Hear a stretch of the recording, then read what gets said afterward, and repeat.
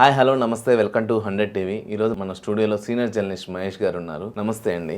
నిన్న మోహన్ బాబు ఇంట్లో మోహన్ బాబు అండ్ మంచు మనోజ్ ఇద్దరు గొడవ పట్టడం జరిగింది. అసలుకి అంతకుముందు లాస్ట్ సౌందర్య గారు చనిపోయినప్పుడు ఒక 100 ఎకరాలకు ఉంటే ఆ ల్యాండ్ అనేది మోహన్ బాబు కబ్జా చేసాడు అనేది ఒక రకమైన నడుస్తుంది. దీన్ని ఎంతవరకు చూడొచ్చు, అసలు ఎంతవరకు నిజం ఉందండి? 100 ఎకరాలు ఏం కాదు కదండి, 6 ఎకరాలు.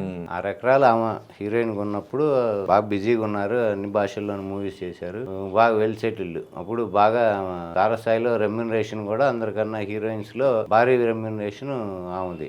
బాలీవుడ్ లో అమితాబ్ బచ్చన్ తో కూడా చేశారు. ఇట్లా అన్ని భాష, కన్నడం, తమిళం, తెలుగు, హిందీ అన్ని భాషల్లో చేశారు.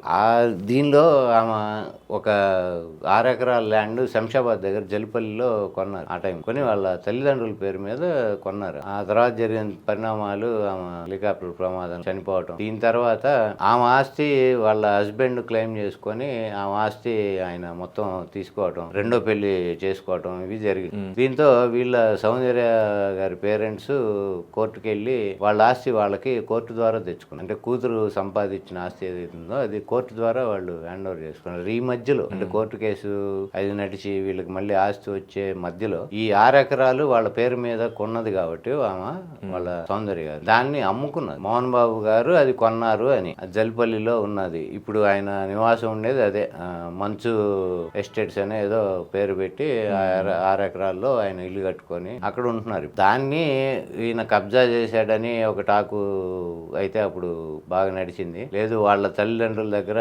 కొనుక్కున్నారు అనేది ఇంకో టాకు. ఏదేమైనా ఈ 6 ఎకరాలు అనేది ఒక ఇష్యూ.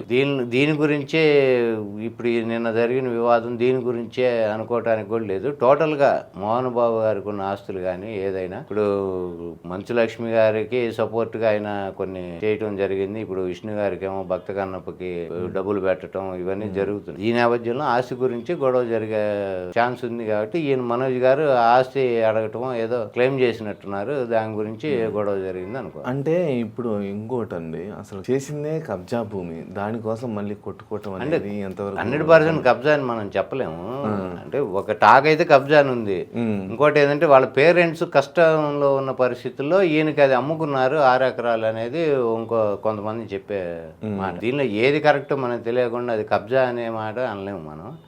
కానీ వాళ్ళు అంటూ అయితే కొనుక్కున్నామని అన్నారు వాళ్ళ దగ్గర. సో ఇప్పుడు అంటే మళ్ళీ ఇప్పుడు మంచు విష్ణు కూడా వెళ్తున్నాడు అనేది ఒకటి జరుగుతుంది. దీని అంటే ఇది ఒక కొలిక్కి ఏమన్నా వస్తుందంటారు? అసలుకి ఎప్పుడు కొట్టుకుంటానే ఉంటున్నారు నార్మల్ గా అయితే. కానీ ఆస్తుల దగ్గర ఇప్పుడు మనం చూసుకుంటే అన్నదమ్ముల మధ్య గొడవలు అనేది చాలా కామన్. ఆ రకంగానే ఇప్పుడు వీళ్ళ మధ్యలో కూడా ఈ వివాదం నడవటం, ఈయన ఇంకో మ్యారేజ్ చేసుకుని, అంటే ఆమె సెకండ్ మ్యారేజ్ ఆమెను పెళ్లి చేసుకోవటం మనోజ్, ఈ జరిగిన దీనిలో ఈ డిఫరెన్సెస్ ఇంకా పెరిగినాయి. ఆ మధ్యలో మళ్ళీ మంచు మనోజ్ అను విష్ణుకి గొడవలు, విష్ణు మనోజ్ని కొట్టాడని ఇటువంటివి జరుగుతున్నాయి. అప్పటి నుంచి గొడవలు అనేది సహజం. కాకపోతే వీళ్ళు మరి తీవ్ర స్థాయిలో కొట్టుకోవద్దే దాకా పోతుంది కదా. ఇప్పుడు నార్మల్ గా అంటే వైఎస్ జగన్మోహన్ రెడ్డి గారు ఉన్నారు, అదే విధంగా షర్మిల గారు ఉన్నారు. ఇద్దరు నార్మల్ గా ఆస్తుల దగ్గరే ఉన్నాయి. కాకపోతే ఏంటంటే విడంగా ఉన్నారు. వీళ్ళు ఏంటంటే మరీ కొట్టుకునేదాకా పోతుంది. అవును, ఇప్పుడు వీళ్ళు ఒక రకంగా ఏంటంటే రోడ్డు మీద పడిపోయారు అంతే.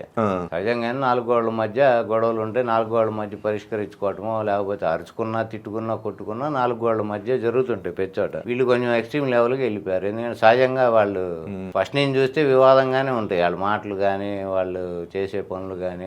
అట్లానే ఇది కూడా అట్లానే తయారైంది. ఇది కూడా రోడ్డు మీదకి వచ్చి వాళ్ళ కుటుంబ సమస్యని రోడ్డు మీదకి తీసుకొచ్చి రోడ్డు మీద పెట్టారు. నలుగురు మనలాంటి మాట్లాడుకోవడానికి అవకాశం ఇచ్చినట్టు.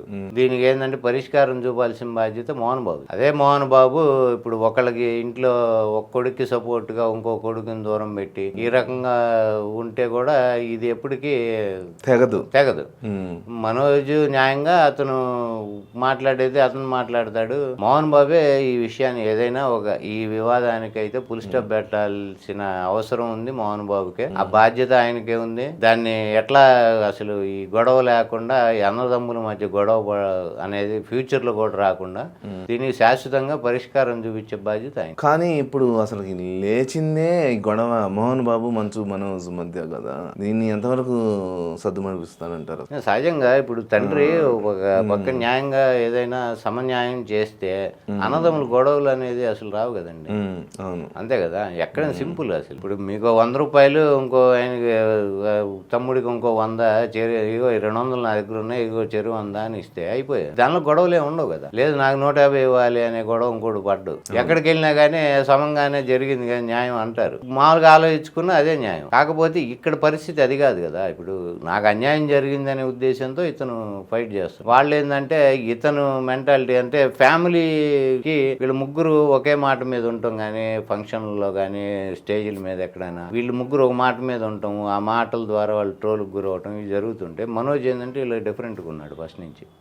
దాంతో వీళ్ళు ఏంటంటే కుటుంబంతో వాళ్ళతో పాటు కలవకుండా వాళ్ళ మైండ్ సెట్ ఇతను తెచ్చుకోకుండా కొంచెం డిఫరెంట్ గానే ఫస్ట్ నుంచి అతని బిహేవియర్ ఉంటుంది. దాంతో ఏంటంటే మిగతా కారణాలు ఏదైనా ఇంటర్నల్ కారణాలు అయితే మనకి అంత డీప్ తెలియదు కాబట్టి వీళ్ళు ఫస్ట్ నుంచి అతన్ని కొంచెం దూరంగానే పెట్టారు. ప్లస్ ఆయన ఎప్పుడైతే మ్యారేజ్ చేసుకున్నాడో అప్పటి నుంచి ఇంకొంచెం ఎక్కువైంది అది ఆ గ్యాప్ అనేది. ఇప్పుడు పరిస్థితుల్లో మోహన్ బాబే దానికి ఇనిషియేట్ తీసుకొని న్యాయం చేయాల్సి. మహేష్ గారు, ఇప్పుడు అంతకు ముందు కూడా మోహన్ బాబు అనే వ్యక్తి నార్మల్గా ఎక్కువగా కబ్జాలు చేస్తుంటాడు అనేది ఒక రూమర్ నడుస్తుంది. అసలు ఈ సౌందర్య ల్యాండ్ కూడా కబ్జా చేసి ఉంటారంటారా కన్ఫామ్? అంటే సౌందర్య గారి మ్యాటర్ అయితే మనకి పబ్లిక్ గా ఎక్కడ బయటకు రాలేదు.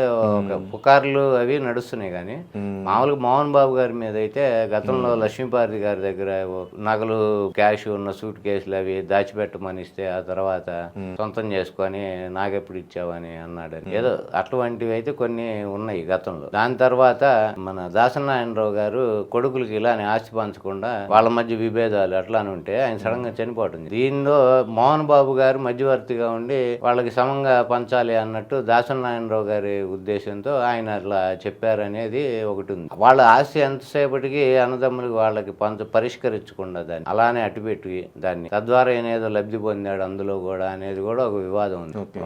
ఆయన దాసనారాయణరావు గారి పెద్ద వాళ్ళు కూడా పబ్లిక్ గా ఆమె పోలీస్ కేసు పెట్టి ప్రెస్ మీట్ కూడా పెట్టి మోహన్ బాబు వల్లే మాకు వివాదాలు నడుస్తున్నాయి, ఆయన ఇదిగో అదిగో రేపు ఎల్లుండి అని చెప్పి కొన్నాళ్ళు ఆగమని చెప్పి ఇలా మేము ఎప్పుడైతే పరిష్కారం కోసం కూర్చొని ఈ వివాదాన్ని పరిష్కరించమని అడుగుతున్నా ఆయన తాత్సారం చేసి మాకు మధ్యలో ఇట్లా ఇంకా డిఫరెన్సెస్ పెరగటానికి గొడవలకి కారణం ఆయనే అని చెప్పి ఆమె కూడా ప్రెస్ ముందే చెప్పింది ప్రెస్ మీట్. ఇది ఒకటి. రెండోది గత సంవత్సరంలో మనం 2023లో ఆయన అక్కడ కాలేజీ ఉంది ఆయన విద్యానికేతన్, దానికి సంబంధించిన డంపింగ్ ప్లేస్ కోసం అని చెప్పి ఒక స్థలాన్ని కబ్జా చేశాడని చెప్పి ఆ స్థలానికి సంబంధించిన వాళ్ళు ఆయన బోసు చంద్రారెడ్డి అని ఆయన ఎంపీటీసీ ఆయన కొడుకు వాళ్ళిద్దరి మీద దాడి చేయటానికి అక్కడున్న ఈయన విద్యానికేతన్లో ఉన్న హోమ్ మేనేజర్ సతీష్ ఏదో ఉంది ఆయన పేరు, ఆయన ఇంకా కొంతమంది వాళ్ళ మీద దాడి చేశారు. ఈ బోస్ చంద్రారెడ్డి ఎంపీటీసీ ఆయన వాళ్ళ కొడుకు మీద ఒక 60 మంది వచ్చి రాత్రిపూట ఈ ఆయుధాలు ఇవి తీసుకొని పెట్రోల్ క్యాన్లు ఇవి తీసుకొని వచ్చి దాడి చేశారని ఒక ఇది కూడా ఉంది.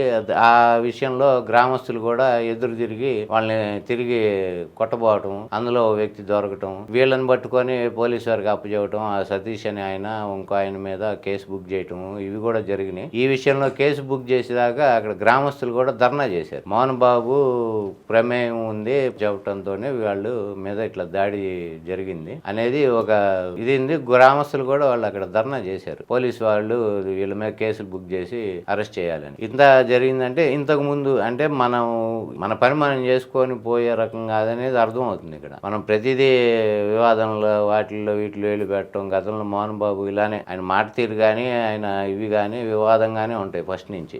మనకి ఆరుద్ర గారి సతీమణి ఒక రామలక్ష్మి గారు ఆమె ఒక ఇంటర్వ్యూలో కూడా చెప్పారు, దాసనారాయణరావు గారి మూవీలో గుమ్మడి గారిని పెట్టుంటే ఆయన పెడదాము అని రెమ్యునరేషన్ విషయానికి వస్తే గుమ్మడి గాడ వాడేందుకు 10,000కి వస్తాడు, వాడికి ఎందుకు 50,000 అని ఏదో రెమ్యునరేషన్ విషయంలో కూడా ఈయన ఆయనతో అన్నట్టు. అలాంటివి అంటే నోటి దురుస్తాను అంత సీనియర్ హీరో మన యాక్టర్ని పట్టుకొని ఇట్లా మాట్లాడటం ఇవి కూడా ఆమె పబ్లిక్ గా చెప్పారు. ఇట్లా అంటే మోహన్ బాబు వ్యక్తిత్వం ఇట్లాంటిది అనేది. ఈ వ్యక్తిత్వం ఇట్లాంటి పరిస్థితులు ఇప్పుడు ఆయనకి ఏంటంటే కొంప మీదకే వచ్చినాయి. ఇంట్లోనే కొంపటి పెట్టినట్టు ఇప్పుడు తయారైంది. ఇప్పుడు ఏంటంటే మింగలేని కక్కలేని పరిస్థితి. నలుగురు ఇటు పక్క ఏళం చేస్తుంటారు, నవ్వుతుంటారు ఆయన పరిస్థితి చూసి. ఇటేమో సమర్థించుకోలేము, ఇటేమో దాన్ని ఏమీ చేయలేము. సమస్యను పరిష్కరించుకునే ఇది ఆయనకైతే ఆ కెపాసిటీ ఇప్పుడున్న పరిస్థితులు లేదని అర్థం అవుతుంది. మరి ఇక్కడ దాకా తెచ్చుకుంది ఏంటంటే ఆయన మెంటాలిటీ, ఆయన వ్యక్తిత్వం, ఆయన చేసే పనుల వల్లే ఇక్కడ దాకా ఈ మ్యాటర్ రావటం జరిగింది.